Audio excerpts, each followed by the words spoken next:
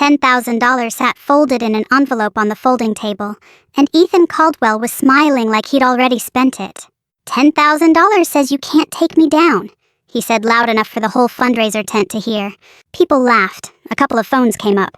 I didn't move. I just looked at him long enough that his smile lost a little of its certainty. Are you sure you want to do this? I asked. He thought I was stalling. He had no idea what he was standing in front of. 3 weeks earlier, I hadn't even finished unpacking. I'd come off a long stretch of assignments that didn't leave much room for putting down roots anywhere, and the house on Larkspur Court was the first place in years that felt like it might actually belong to me. Quiet street. Decent yard. A landlord who didn't ask a lot of questions. That was enough. Victoria Reed. A voice called from across the sidewalk on my second morning there. A woman in a cardigan watering pots on her porch waved like we already knew each other. You settling in okay? Still unpacking, I said. Well, if you need anything, just ask. I'm Denise. 2 houses down the one with the blue door. That was how most of the street learned my name. Not from any announcement, just Denise passing it along the way she passed along everything. People knew I was in the army. That was about the extent of it. I didn't bring up where I'd served or what any of it had cost me. Those stories don't belong at a mailbox conversation. They belong to the people who were there with you, and most of them can't tell the stories anymore. The Caldwell house sat right next door, a big colonial with a driveway wide enough for 4 cars, and a lawn that looked like it had been told to behave. Richard Caldwell owned it, along with what seemed like half the commercial property downtown.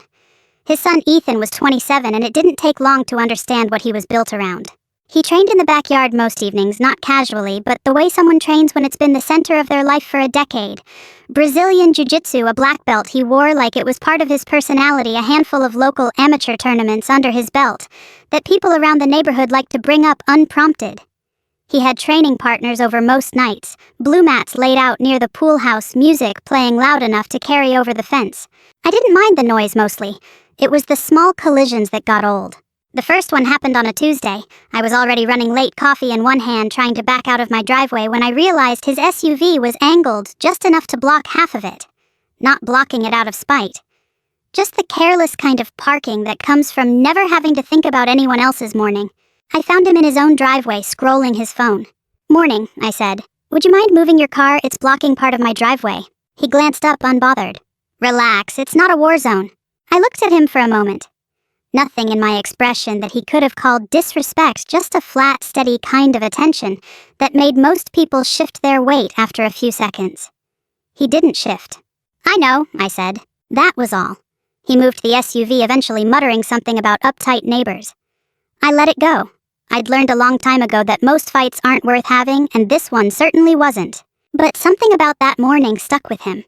I started noticing him noticing me, the way his eyes tracked me, leaving for work some mornings, the way conversations with his friends would go quiet when I walked by and pick back up a little louder once I'd passed, like he wanted to be sure whatever came next reached me. He wasn't cruel yet. He was young, confident in a way that had never once been tested, and something about my not reacting seemed to bother him more than an argument would have. Confidence like that needs a mirror. It needs someone to flinch and prove the confidence deserved. I didn't flinch, and I think that unsettled him more than anything I could have said back. One Saturday I was 3 houses down helping Walt Griffin reset a fence post that had come loose in a storm. Walt was 78, a widower Vietnam veteran, the kind of man who liked company, and didn't need much conversation to fill it. We worked mostly in silence, which suited us both. Ethan walked by with 2 of his training partners' gym bags over their shoulders, and slowed when he saw us. You army people really think you can handle anything, huh? He said, grinning at his friends like he'd landed something clever. I kept my hands on the post, checking it was level before I answered. Some things, I said without looking up. He waited for more. I didn't give him more. He shrugged and kept walking, saying something to his friends I didn't catch, though the tone was easy enough to guess. Walt watched them go, then looked at me sideways, something quietly amused in his face. That boy's going to run his mouth into something he can't walk back, he said. I tamped the dirt around the post and didn't answer right away. I wasn't thinking about Ethan Caldwell that afternoon. I was thinking about how good it felt to do something simple with my hands, something with a clear beginning and a clear end. I had no idea yet how much that would change. By the second week of October, Ethan had started training almost every evening, and I began to suspect the timing wasn't accidental. My kitchen window looked out over the shared fence line, and more than once I caught him glancing toward my house mid-drill like he was checking whether I was watching.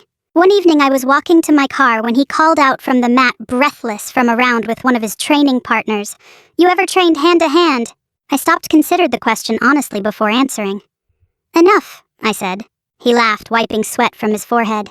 "Enough for what? Enough to survive a bar fight, or enough to actually know what you're doing?"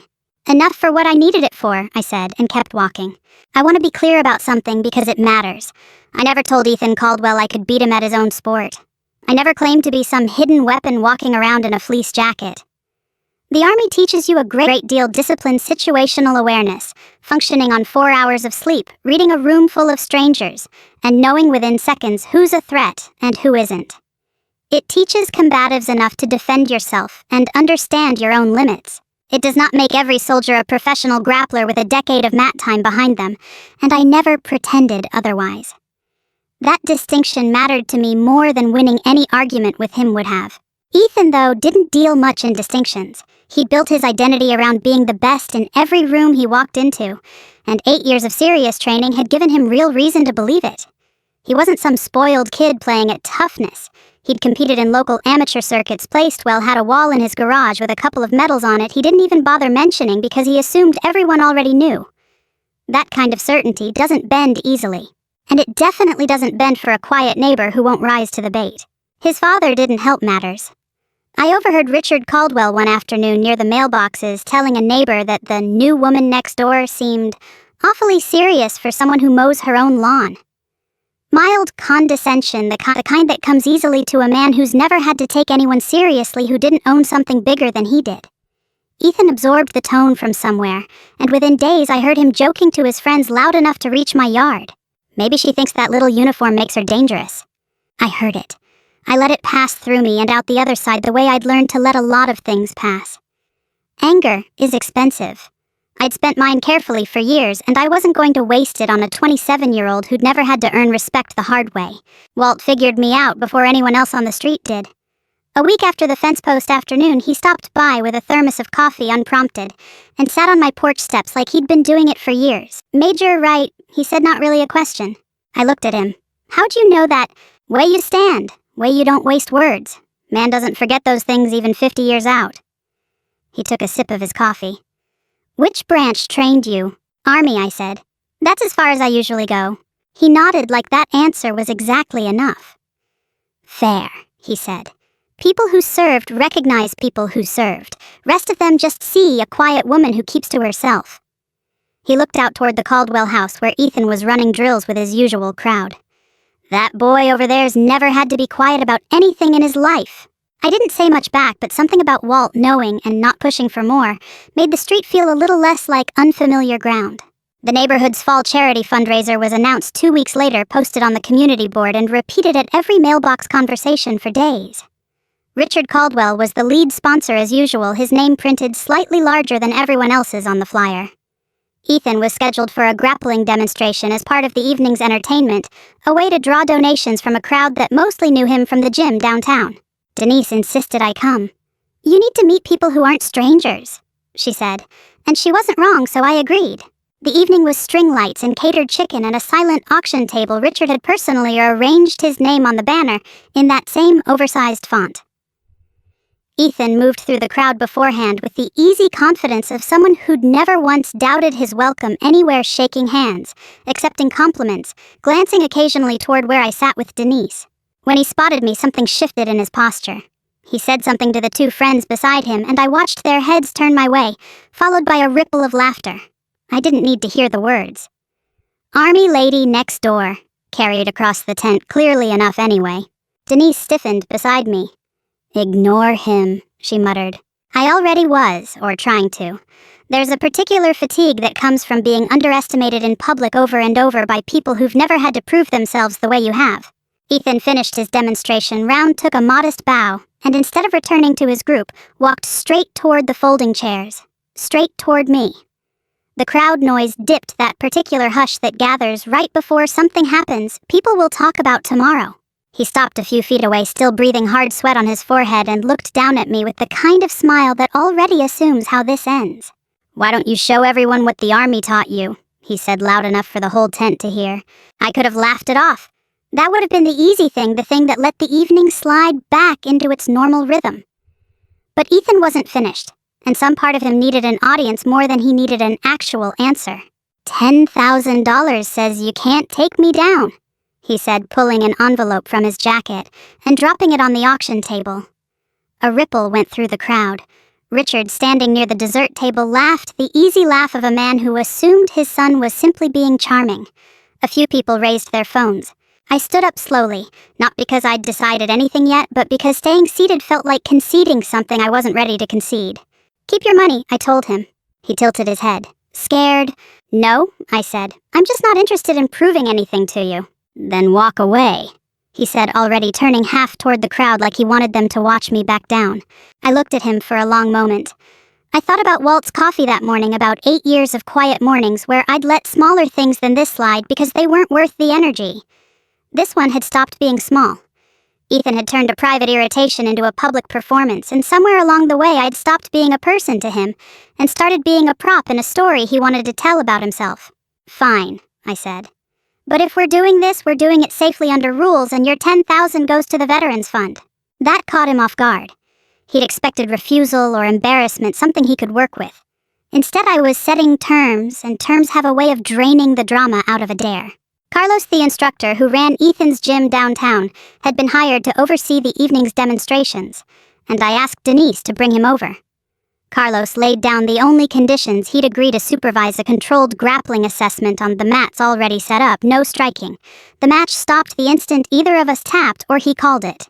He would referee. He alone had authority to end it. Richard, still smiling, suggested the money go to charity instead of into anyone's pocket, clearly assuming his son had nothing to lose by it. I agreed on the spot on the condition I'd already stated: if Ethan lost, the full $10,000 went to the Veterans Fund the fundraiser was already supporting. "I don't want your money," I told Ethan again once the terms were settled. "I never did. This was never about the $10,000. Something flickered across his face, close to confusion. Money had always been the thing that moved people around him, bought their attention. Their compliance made problems disappear. The idea that it simply didn't interest me seemed to unsettle him more than any insult could have. Carlos cleared space on the mats. The crowd, sensing something real was about to happen, drew in closer, phones raised, the earlier laughter gone thin and uncertain. I walked toward the mat and began unzipping the light jacket I'd worn over my uniform blouse. I'd come straight from a ceremony earlier that day, and hadn't had time to change before Denise pulled me out the door. I slid the jacket off my shoulders and folded it over my arm. The tent went quieter than it had all evening. Near the front, an older man I didn't recognize went very still, his eyes catching on my left shoulder on the insignia stitched there. A scroll arced text, the kind of thing you don't notice unless you already know exactly what you're looking at. Walt, a few rows back, straightened without a word, like he'd been waiting for this moment since the fence post afternoon. "Wait," the older man near the front said, mostly to himself. He took a step closer, studying it the way you study something you hadn't expected to see outside a very particular kind of room. Ethan hadn't noticed yet. He was still talking to his friends, still riding the confidence of a man who assumed the outcome was already decided. I finished folding the jacket and set it over the back of a chair, and for the first time all evening I felt something settle in me that had nothing to do with anger and everything to do with clarity. This was never going to be about proving I could beat a black belt at his own sport.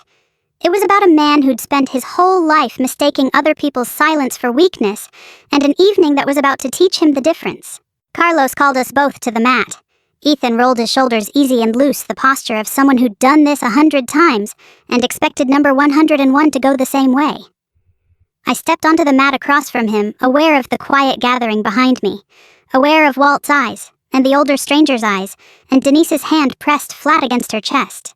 "Grappling only," Carlos said loud enough for the whole tent. "First tap, first verbal stop, or my call ends it immediately." "Understood." Ethan nodded, already shifting his weight forward, impatient to close the distance. I nodded too and settled into a stance that had nothing showy about it, nothing that would look impressive on anyone's phone. Just balance, just breath, just the particular kind of stillness that comes from having done this before, in places far more dangerous than a charity fundraiser under string lights. "Begin," Carlos said. Ethan closed the distance faster than I expected, even after watching him train for weeks. He got underhooks before I'd fully settled. My weight drove forward and had me backing toward the edge of the mat within the first 10 seconds. He was good.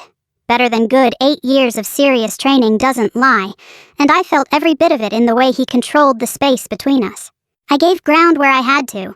There was no reason to fight physics before I understood what he was doing with it. He got me to the mat within the first minute, worked into a dominant position with the kind of technical precision that comes from real competition experience, not backyard bravado. The crowd made a sound, a low murmur somewhere between surprise and vindication, like they'd been waiting for the world to make sense again. I felt my shoulder protest against the angle he'd trapped it in. I let him have it. There was no benefit in tensing against a hold that would only tire me out faster. What I had that Ethan didn't wasn't strength or technique built over a decade of tournaments. It was patience and the particular kind of training that teaches you to stay calm while someone is actively trying to convince you the fight is already over. I watched his breathing instead of his hands. I watched where his weight landed instead of where his eyes went. Athletes give themselves away in the small things the half second before a big move when the whole plan announces itself. If you know how to read it. Ethan was controlled for the first 2 minutes. Then the crowd started cheering his name and something in him shifted. He wanted to finish it decisively, wanted the ending everyone was already expecting, and that want made him rush. He shifted his weight too far forward, trying to lock in a submission, overcommitting to a position he would have held patiently in an actual tournament where there was no audience whispering his name. I felt the opening before I fully understood I'd found it. I redirected his own momentum instead of meeting it, used the space his overcommitment had given me, and shifted my hips to take the position he'd held a moment earlier. The tent made a sound I hadn't expected, not a cheer, more the collective intake of breath people make when something surprises them enough to forget they were watching a performance. I secured the position and held it. I didn't strike. I didn't need to. Carlos crouched beside us, counting seconds out loud, watching Ethan's hand for the tap that would end this cleanly. Ethan fought it for a few more seconds more out of pride than any real hope of escaping, and then his palm hit the mat twice. Carlos called it. I let go immediately, sat back on my heels, breathing hard but steady. The tent had gone almost completely silent, the kind of silence that follows something nobody quite knows how to respond to yet. I stood, offered Ethan my hand. He looked at it a beat longer than was comfortable before taking it, and I pulled him to his feet. "You don't have to like me," I told him, quiet enough that it wasn't for the crowd. "But learn to respect people you don't understand." He didn't answer. I don't think he had anything ready. I picked my jacket back up, and that was when Walt made his way through the crowd, moving slower than most men his age, but with a steadiness that cut straight through the murmur around him. He stopped in front of me and looked at the scroll on my shoulder for a long moment before he spoke. "Welcome home, Major," he said. I felt something tighten in my chest that had nothing to do with the match. "You knew?" I asked. "Suspected," he said. "People who served recognize people who served. Rest of them just see a quiet woman who keeps to herself." He glanced toward Ethan, still catching his breath a few feet away. "Boy over there's about to learn the difference the hard way." I didn't say much back. I didn't need to. Walt nodded once satisfied and stepped back into the crowd the way he'd come. The older stranger who'd first noticed the scroll approached next, quieter, more hesitant. "Were you with the regiment?" he asked. "I served with the 75th, I said. That was all I gave him. Not the years, not the deployments, not the names of men I still thought about more than I let on. Just enough truth to answer the question, honestly, and no more. I thought, standing there with my jacket back over my shoulders, and the crowd slowly returning to its normal murmur, that the evening might actually be over. I thought I'd find my seat, finish an unremarkable fundraiser, and drive home to a quiet house the way I'd planned before any of this started. I was wrong. Richard Caldwell was already moving through the crowd toward me, and there was nothing amused left on his face. The easy, indulgent expression he'd worn all evening had hardened into something colder, the look of a man watching an investment lose value in real time. He stopped a few feet away, close enough that I could see the tightness in his jaw. "This isn't over," he said. Richard Caldwell didn't raise his voice at the fundraiser, and he didn't raise it in the weeks that followed either. Men like him rarely do. They have other tools, quieter ones, the kind that work through phone calls and favors, and the particular leverage of being the largest name on every banner in the neighborhood. The complaints started within the week. Someone reported noise from my property to the homeowners association, noise that didn't exist since I'd spent most of that week at work, and the rest of it asleep. Someone else raised a vague concern about conduct unbecoming at a community event, phrased loosely enough that it couldn't be traced to anyone specific, though I understood exactly where it had come from. I didn't respond to any of it. Not the emails, not the pointed questions from neighbors at the mailbox who wanted to know with poorly disguised curiosity whether everything was okay between me and the Caldwells. I'd learned a long time ago that explaining yourself to people who've already decided what they believe rarely changes anything. It just gives them more material.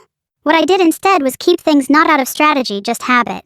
The video several attendees had filmed that evening, which Denise helped me collect copies of, mostly so there'd be an honest record if anyone tried to rewrite what had actually happened. The event's official rules, printed and distributed by the fundraiser committee.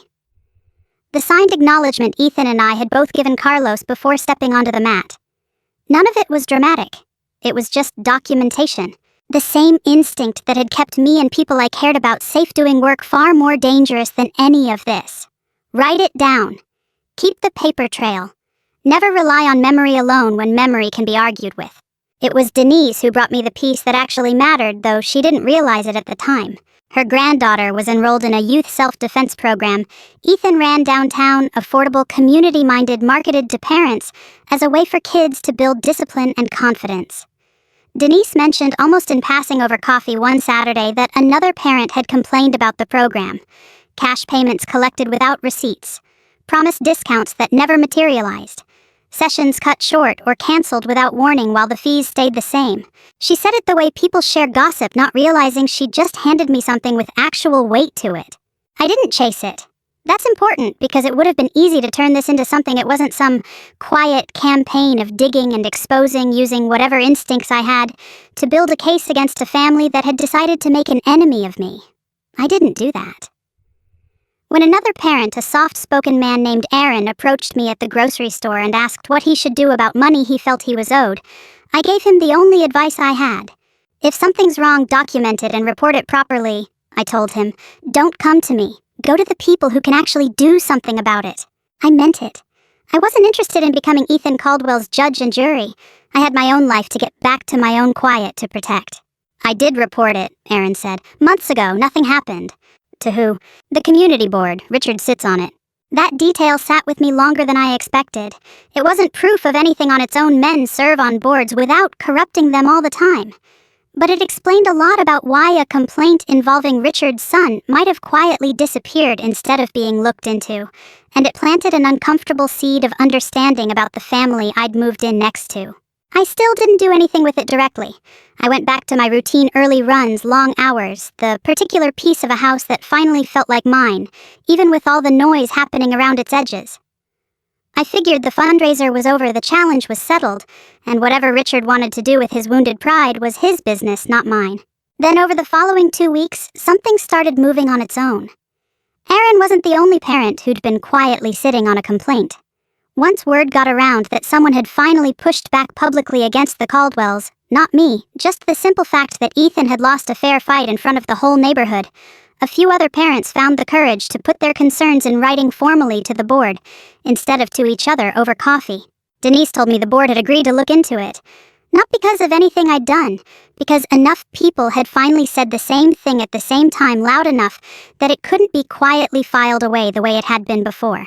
I didn't feel triumphant hearing that. I felt something closer to relief, the recognition that a system, however slow and however compromised by influence, could still work when enough honest people stopped staying quiet. Walt stopped by that Thursday evening with his usual thermos settling onto my porch steps like it was becoming a habit neither of us minded. Heard the board's finally taking a real look at that youth program, he said. I heard the same, I said. He was quiet for a moment, looking out toward the Caldwell house where the lights were on later than usual that night. Man like Richard spent his whole life making sure nothing ever sticks to him, he said. Might be the first time in a long while something actually does. I didn't answer right away. I was thinking about Aaron's face at the grocery store, the particular exhaustion of someone who'd tried to do the right thing once already and been ignored for it. I hoped for his sake more than mine that this time would be different. The independent review took just under 3 weeks longer than I expected for something that started as a handful of complaints passed between parents over coffee. I only knew the timeline because Denise reported on it the way she reported on everything arriving at my door with updates I hadn't asked for, and was grateful to receive anyway. The board brought in someone from outside the neighborhood to handle it. A woman with no ties to Richard's circle, no history of favors owed or accepted. She interviewed parents. She pulled records for the youth program, what little record keeping existed. She found exactly what Aaron and the others had been describing for months. Fees collected without proper documentation, discounts promised and never honored, a program run with enthusiasm and technical skill, but almost no financial structure behind it. Not theft exactly, just carelessness dressed up as generosity, the kind of thing that happens when nobody ever has to answer for it. What made it worse, the review found, was the paper trail showing at least 2 prior complaints that had reached the board and gone nowhere. Both had crossed Richard's desk. Both had quietly disappeared. I heard about the board's findings from Walt, who heard it from a neighbor who sat 2 rows behind Richard at the meeting where it was announced. Richard didn't argue the findings publicly. He didn't need to. The moment they were read aloud, several board members who'd spent years deferring to him started asking pointed questions about how long this pattern had been allowed to continue. And Richard understood the way certain men always eventually understand that the room had turned, and no amount of charm or money was going to turn it back. He resigned from the board within the week, not dramatically, a short letter according to Denise citing personal reasons. Nobody believed it, and nobody said so out loud, which felt about right for a neighborhood that had spent years being careful around him. Ethan came to my door on a Thursday evening, no entourage, no phone raised to film anything. He looked like he hadn't slept well in days. "Can we talk?" he asked. I led him as far as the porch. Some conversations don't need to happen inside a house. "I didn't know," he said before I could ask anything. "About the complaints, about my dad burying them. I run the program. I should have known what was happening with the money, but I never looked. I just assumed everything was fine because nobody was yelling at me about it." He stopped, jaw tight. "That's not an excuse. I know it's not." "No," I said. "It isn't." He nodded, absorbing that without arguing it, which told me something had actually shifted in him since the last time we'd spoken. "I found out my dad killed 2 complaints before this one ever got looked at," he said. 2 separate parents, months apart. He never told me. I don't think he thought of it as doing anything wrong. I think he genuinely believed he was just protecting me. "That's usually how people justify it to themselves," I said. "Protection and control look a lot alike from the inside." He was quiet for a long moment, looking past me toward the dark windows of his own house next door. The house where he'd grown up believing money solved every problem that mattered. "I transferred the $10,000, he said, finally. "This morning, to the Veterans Fund like we agreed. I also went back through the program's records and refunded every family who'd paid for sessions we canceled or never delivered. It's not much. It doesn't fix what already happened. But it's something I could actually do." I looked at him for a moment before I answered. "That's a start," I said. "Not because of the money. Because you did it before anyone forced you to." He seemed to need to hear that more than he let on. "I don't expect you to forgive me," he said. "Good," I said. He looked genuinely thrown by that, like he'd braced for either forgiveness or rejection and gotten neither. "Forgiveness isn't something you demand," I told him. "It's not something you're owed just because you've started doing the right thing. But you have started doing the right thing, and that matters whether or not it earns you anything from me." He nodded slowly, like he was turning that over and finding it fairer than he'd expected. He didn't push for more. He just said, "Thank you for not making this easy," and let himself back out through the gate between our yards, walking a little straighter than he had when he arrived. I stood on the porch a while after he'd gone, thinking about how strange it was that this had started with a bet and a laughing crowd, and ended somewhere so much quieter. Richard had spent years believing his money and his name could smooth over anything. And in the end, it was the smallest things that undid him. A few parents finally willing to speak up a review. Nobody could quietly file away a son who'd started slowly to see the difference between being protected and being enabled. I didn't feel triumphant about any of it. I felt something closer to tired, the particular tiredness that comes after a long stretch of staying steady while everything around you tried to knock you off balance. Walt's porch light was still on when I finally went inside. I thought about stopping by, decided it could wait until morning, and hung my jacket on the hook by the door instead, my eyes resting for a moment on the scroll stitched into the shoulder. By late November, the neighborhood had settled into something quieter than it had been in months, though quiet in a different way than before. The Caldwell house still sat behind its wide driveway, its lawn still perfectly kept, but the energy around it had changed. No more music drifting over the fence in the evenings. No more crowds of young men gathering on the mats to watch Ethan run drills like it was a performance. When I saw him training now, it was usually alone early in the morning, before most of the street was awake, working through the same techniques with none of the audience he used to require. Richard kept an even lower profile. He still lived there, still drove past in his black SUV, still nodded politely if our eyes met near the mailboxes. But the confidence that had once radiated off him, the certainty that his name and his checkbook could smooth over anything, had thinned into something smaller. The community board reorganized under new leadership that fall with proper oversight, built into everything Richard's charm used to handle informally. Nobody made a public spectacle of it. The neighborhood simply adjusted the way neighborhoods do, quietly recalibrating who it trusted and why. Ethan came to my door again on a Sunday afternoon in early December. No entourage this time either, but also none of the rushed, panicked energy from our last conversation on the porch. He just stood there a moment before he spoke, hands in his coat pockets, breath fogging faintly in the cold. "I wanted you to know I finished refunding every family from the program," he said. "All of them. And I brought in someone to actually manage the books going forward, because clearly I shouldn't be trusted to do it myself." A small self-aware smile at that, the first real one I'd seen from him in weeks. "That's good," I said. "Not because you're telling me, because you did it." He nodded like he'd expected that answer and had made his peace with it already. He seemed to want to say something else and wasn't sure how to start it. Eventually, he just asked quietly, "The scroll on your shoulder, what does it actually mean?" I looked it up, but I want to hear it from you. I hadn't planned on telling him more than I already had, but something about the way he asked, no performance in it, no attempt to extract a story he could repeat later, made me answer honestly. "It means I served with a unit that asks a great deal of the people in it," I said. "It's not something I wear to intimidate anyone. It reminds me of the people I served alongside. Some of them are still out there doing the work. Some of them didn't come home. It reminds me what it means to be responsible for people who are counting on you, and that before you ever try to control a situation, you'd better learn to control yourself first." He was quiet for a long moment, absorbing that in a way I don't think he'd absorbed much of anything in a long time. "I should have learned that a lot earlier," he said. "Most people do eventually," I told him. "The question is what it costs you to learn it." He left not long after that. I watched him cross back through the gate between our yards, walking a little straighter than the boy who'd dropped an envelope on a folding table 2 months earlier. That evening, Walt showed up with his thermos, settling onto my porch steps without needing an invitation anymore. We didn't talk about the Caldwells this time. We talked about nothing much, his garden and old truck he was thinking about restoring, the particular cold snap coming in over the weekend. It was the kind of conversation that doesn't need documenting, the kind you have with someone who already understands you without requiring the effort of explaining yourself. Before he left, he looked at me for a moment, the same way he had the night of the fundraiser. "You did this the right way, Major," he said. "Didn't tear anybody down that didn't tear themselves down first. Not everybody's got that kind of patience." "It's not patience," I said. "It's just knowing which fights are worth having." He smiled at that, tapped the porch rail twice like a small salute, and headed home.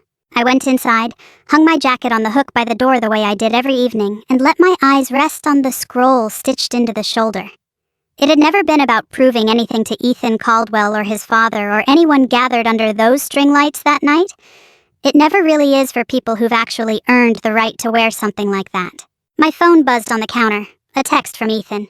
"Thank you for teaching me something I should have learned years ago." I read it twice before answering, taking my time the way I take my time with most things that matter. "Now live like you learned it," I sent back. I set the phone down and turned off the kitchen light, thinking about how strange it was that the whole thing had started with a bet on a folding table and ended somewhere so much quieter than either of us had expected. Some people believe strength means knowing how to win a fight. I'd spent years learning something harder, knowing when a fight wasn't worth having at all and staying ready in case it found you anyway. I want to know where you think this story really turned. Was it the mat or was it the mailbox? Drop a comment below and let me know where you're watching from tonight. We've got a new story like this one waiting for you every single day, so hit subscribe and don't miss what's coming next. Let's keep this journey going together.